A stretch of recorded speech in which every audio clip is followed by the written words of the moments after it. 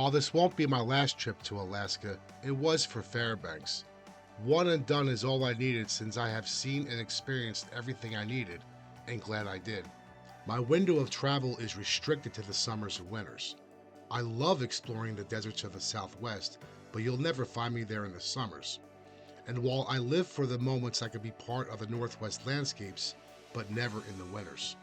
Fairbanks can get as cold as -60, and since I am not into activities like skiing or dog sledding, my memories from this experience is more than enough and will not have to return.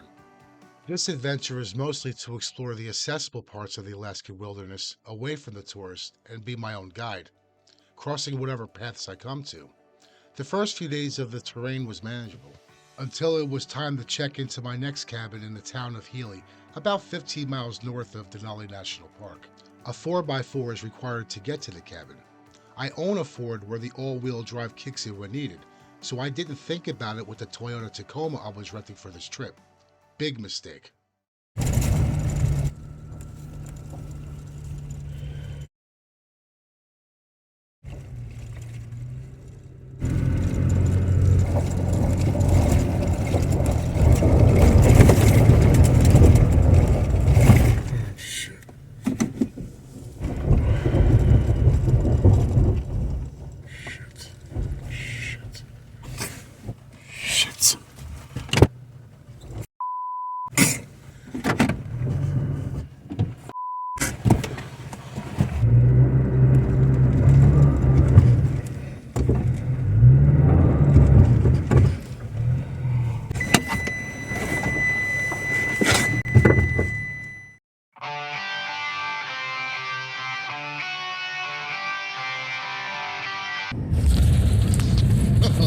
We'd like to be the first to welcome you here to Anchorage.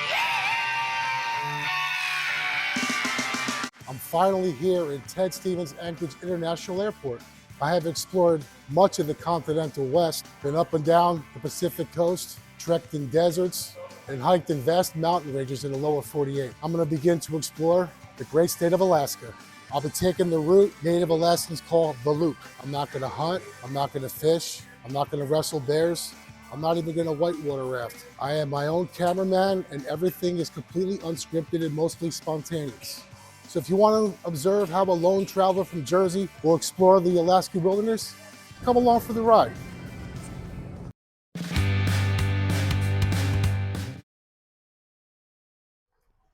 Okay, in my second day in the Denali area, I'm headed over to the Denali National Park right now. As you saw the little situation at the beginning there, what happened was that this property, it's right off Alaska 3, right around the 254, 255 mark. It's very steep, a roadway getting up to the cabin. And the property owner did message me telling me I need a 4x4. I spoke to him on the phone before I left Fairbanks to make sure it's engaged. But of course, I thought since I have a Ford EcoSport, it automatically engages. I thought it did the same thing. Well, that wasn't the case here. There's a button over here where you engage it manually, and I didn't do that. And you can see what happened. I mentioned before, there's no data on here, so that means I can't make a phone call other than emergency calls. So what I had to do was dial 911, and they patched me through Alaska State Troopers, and they were kind enough to contact the property owner, and he eventually came down. He mingled with the 4x4 system, and then he pretty much got me out with no problems. Well, there's another inexperienced Easterner trying to make it out here in the Alaska wilderness, and it didn't go so well. But that's just a setback. You're probably wondering, he was all the way in Alaska. Is that all he did in Fairbanks? Nah. I do a lot more. I'm just not vlogging every minute I'm out here. This is actually my first attempt at vlogging. It's very difficult, and I'm also by myself, so it's very time consuming. Anyway, this is pretty much my extravaganza of this trip, but unfortunately, there's a lot of cloud cover this week, so I may not see Mount Denali at this time at the park, but I am going today and tomorrow, and I'm going to show you as much as I can of what this solo traveler does. All right, so I'll see you at the park. This will be my 14th national park visited, from Florida to the Southwest and West and Pacific Northwest. That does not include national monuments and national forests, or state parks and state forests. America truly is a beautiful country as it offers so much to see and experience. As Americans, we are guaranteed the freedom of movement, and wherever we decide to explore, it must be protected by our leaders. For me, there's no better places than what is preserved for nature to thrive and for us to see and be a part of.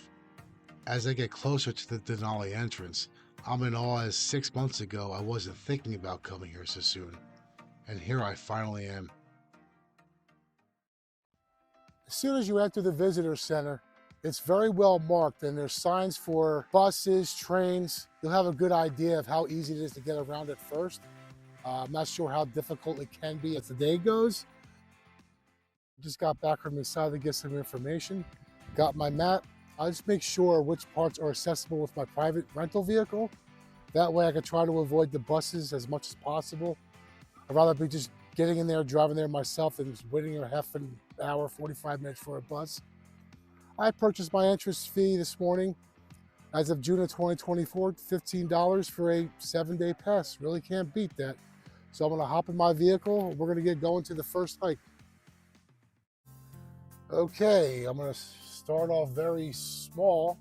The first destination, the Mountain Vista Trail. It's only about a half a mile loop, but it does offer a potential view of Denali. You know, this is my 12th or 13th national park and monument that I visited. I'm hoping this will be the most rewarding. Any suggestions? I would say in the lower 48, if you like mountainous terrains like I do, save Rocky Mountain National Park in Colorado for last. And not saying any other parks are not rewarding, because they are, but Rocky Mountain National Park is so amazing. Was there 2 years ago with my son.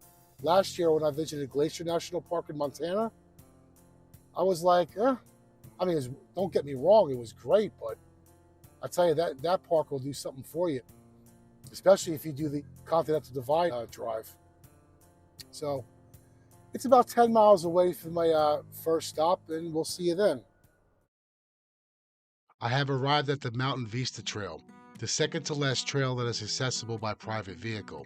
Just a few minutes ago I said this is my very first attempt at vlogging, and my inexperience has set in as I didn't realize I forgot to reinsert the receiver in my phone and there's no sound, forcing me to do voiceover for the next few minutes for this and part of the next trail. I hope you decide to bear with me, as I want to give you a pretty good idea of what to expect exploring these short yet rewarding trails. This is a good trail to start exploring Denali. It's not long, only about a half a mile and no elevation. But the sights, sounds, and that fresh Alaskan air all bundled into this small package gives me a great idea of what's to come. Knowing I have a lot more to see the next few days here at Denali National Park, thoughts of possibly being disappointed doesn't exist. And of course, no matter where you are in the Alaskan wilderness, there's always a chance of a bear encounter, so I didn't forget the bear spray. When I started this trail, I asked the group exiting if they saw Denali. They said they didn't know where to look. I discovered this trail doesn't have signs pointing in the direction of Denali as I thought there would. This view would be my guess, but cloud cover prevented me from any possible discovery. Okay, so no Denali sighting for now, but knowing I have a day and a half left to explore, it's hardly a setback. One more last view before I head on to the next trail. As I'm getting myself together to head on to the next stop, a little something has been laying heavy in my mind ever since I left Fairbanks.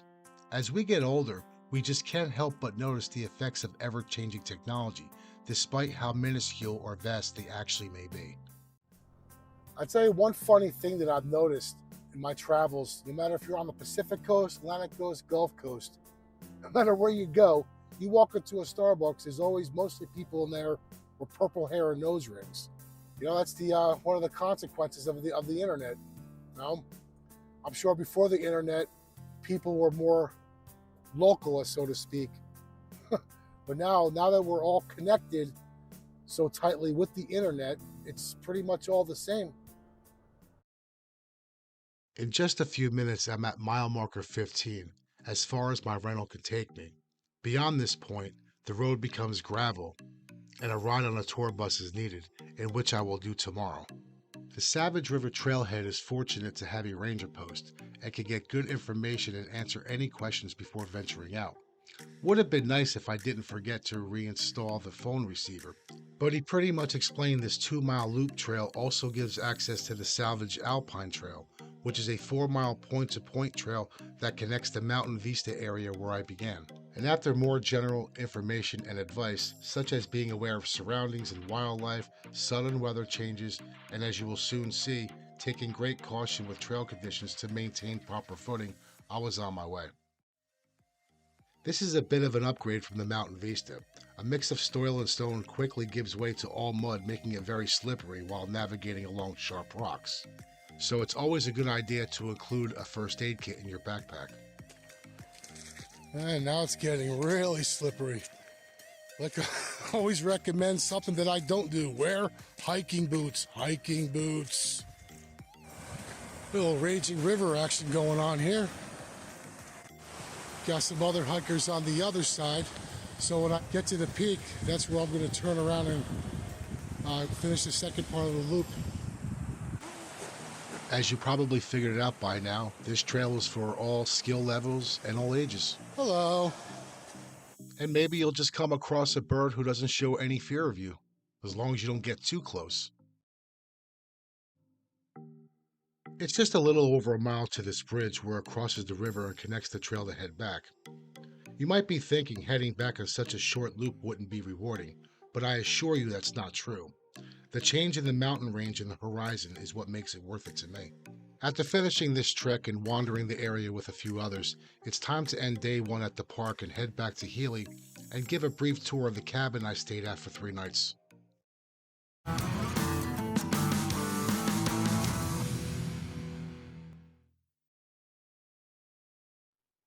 During the quick tour, I'm going to split the screen and show you the treacherous, steep driveway to the cabin, because you will absolutely positively need a 4x4. And it doesn't mean you can't rent the cabin. You can contact the property owner. He can make arrangements for taking you back and forth. All right, head inside. You saw the video of my last cabin in Fairbanks. This is a lot more basic, but it has actually has more than what I need. Has a refrigerator, freezer, has a coffee maker, which is a big bonus for me. The last one had a pump to pump water. This one comes with 2 5-gallon jugs filled with fresh Alaskan water. And it does have a microwave. Seating area. As you can see, I don't travel very lightly. I bring everything. It comes with Wi-Fi and a heater. So you're very comfortable in here. And if things get too warm, there is a fan. Now real quick, we'll head upstairs a little bit and go to where you're gonna sleep. And it's just basic but very comfortable mattresses. Now I'm 5'7", so if your guys are over 6 foot, you have more people in here, you might want to contact the property manager. Maybe he can make more accommodations for you. Just like in the last cabin over there in Fairbanks with no indoor plumbing. That's right, the shitter's outside, so let's go take a look.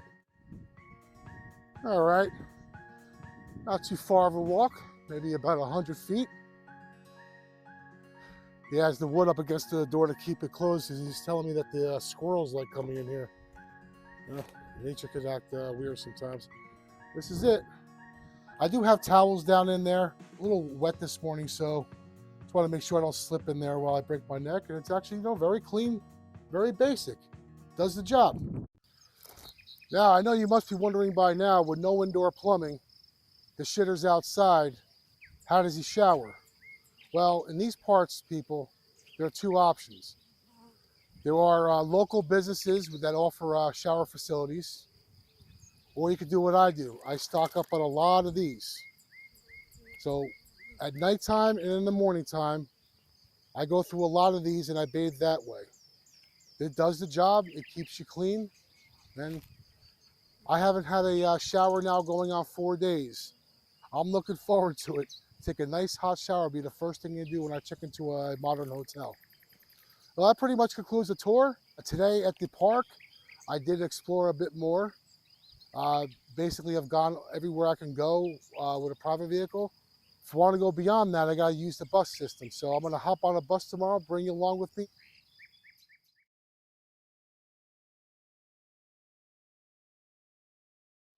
Just going to show you what I bring along with me on the hikes.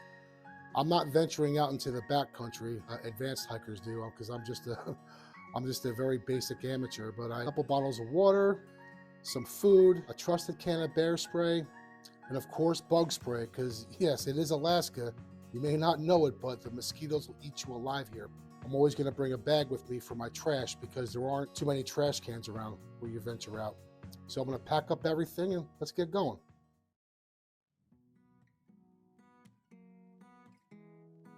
Since I mentioned what I take with me to eat and drink while I go hike, maybe you're wondering, well, what does he eat anytime else?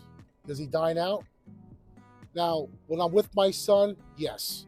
I mean, I want him to experience all parts of America, but at the same time, at his age, I want to keep his belly happy. But when I'm traveling solo, nope.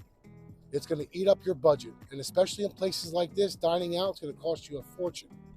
Because you have to consider, as rural as the area is, distribution charges, and it marks up everything. So, yeah, I pretty much just protein bars, shakes, and fruit. That's the majority of my diet when I'm solo. And most of the places, at least in the lower 48, a lot of small communities, rural areas, they do have general stores, which they do call mercantiles, trading posts. And that's not nostalgia. That's how they are. I find the change of culture fascinating. The only time I'll dine out is if I'm west in places like Denver, Los Angeles, Reno, Phoenix. I do go to In-N-Out Burger because that is experienced local culture because it's not available where I am back in the east. Plus it's the best burger I've ever had. So if you saw my intro to my Fairbanks video, I did dine at McDonald's. I mean, usually that's a sin for me. Why dine at an international franchise when you want to experience local culture? But that was an exception because number one, they do have the Denali Mac, which I reviewed, and it's only available in Alaska, so that was my exception. Plus, I've always wanted to do one of the food reviews. I'm also going to make that into a short, throw my video out there with the literally hundreds of thousands. Just want to see how I fare with the rest of the world in that department. This area here in particular, around Denali, there is a mini supermarket. I actually went in there yesterday, purchased hydrogen peroxide. So I want to make sure I have, in addition to my small first aid kit. So yeah, pretty much it. I just chug along.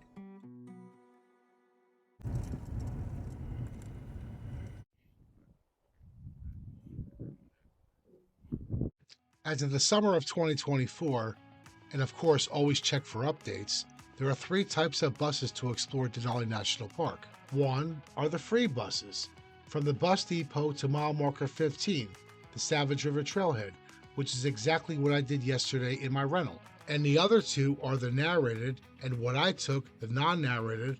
Both are required, if not by foot, to go beyond the Savage River Trailhead. Basically, the difference between the 2, other than the narrated bus being 3 times the cost, the driver for the narrated bus is required to, narrate on what you see. Landscape, wildlife, history, etc. The non-narrator driver can pretty much keep his or her mouth shut, but that wasn't exactly the case here, and I'll get into that a little bit later. I just left the bus depot. I got my ticket. As of June 2024, it's $33.25. Understand, you're free to walk anywhere you want in the park. You don't need a bus, but for a very amateur hiker like myself, it's the only way I can get past mile marker 15, which is as far as you can go with your private vehicle. I mean, the idea of being stuffed on a bus for a tour is not my idea of a good time. It's the only transportation that I have other than my feet, which I won't do, to get all the way out to mile marker 43. Plus another thing, why I tour buses, tour guides like this, is that you're on their strict schedule. I kind of like flying in, renting a car, and I'm on my own schedule, my own tour guide. And still got a few more minutes, and we'll see you on the bus. I'm finally on the East Fork bus. Take about an hour and a half, 2 hours to get to mile marker Just a little 43. bit more in it. I'm looking forward to seeing what's out there. Beyond mile marker 15 is where wildlife viewing is a lot more abundant. Didn't even leave the depot lot and already saw a moose and her calves. This mama is smart. Gets her calves just far enough where people aren't a threat, but close enough to keep hungry bears away. Both transit and tour buses stopped for viewing wildlife. There wasn't much to record going to the East Fork River, but a lot more eventful on the way back later on.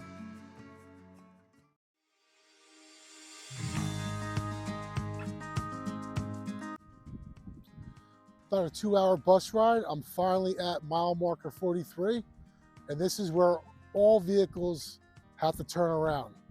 And the road behind me that's under construction, that won't be completed, slated to the year 2027. So I'm just gonna hang out here, do a little hiking along the river up here, come along. And of course, starting any journey just about anywhere in the state of Alaska, this caution is always there to see you off.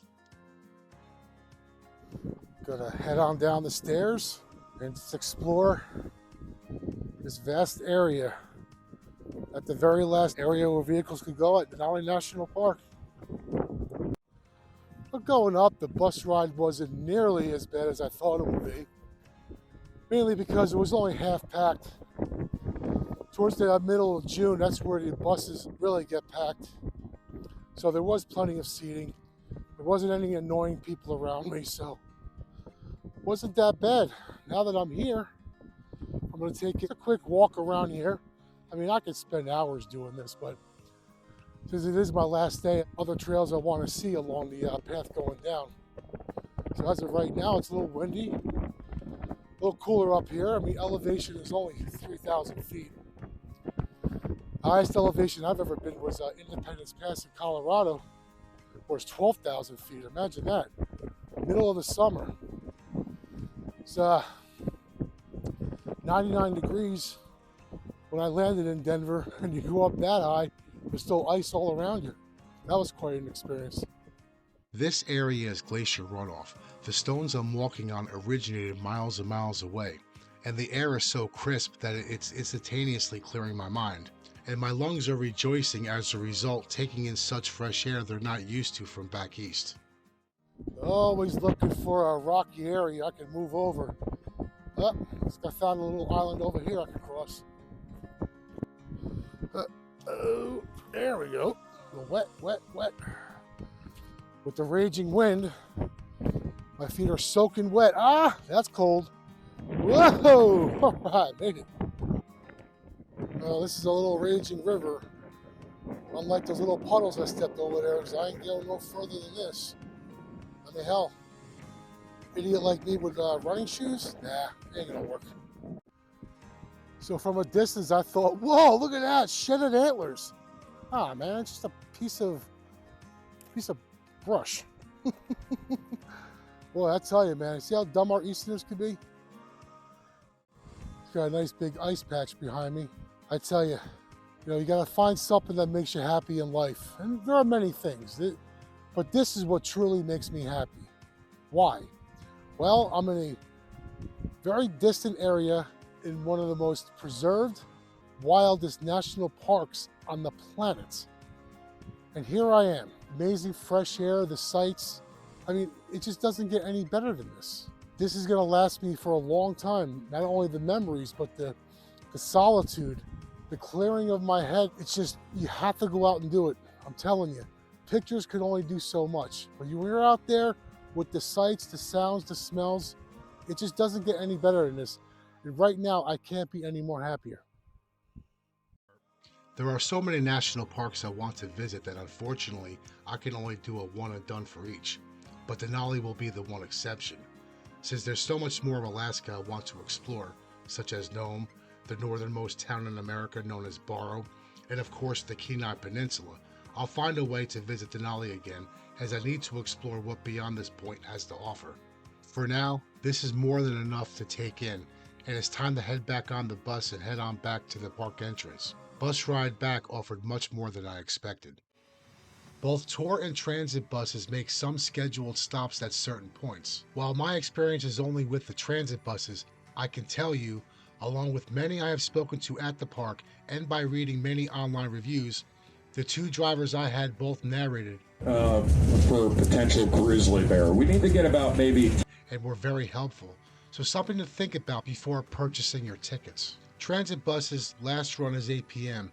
and run every 30 minutes and will let you off wherever and whenever you want and pick up wherever you are, as long as you are on the access road and signal them to stop. So if you strictly want transportation, I recommend going with the much cheaper transit bus option.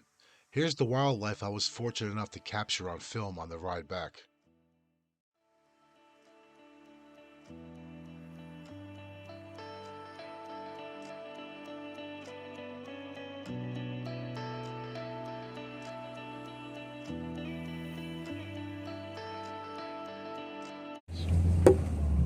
Now he's about to cross the road.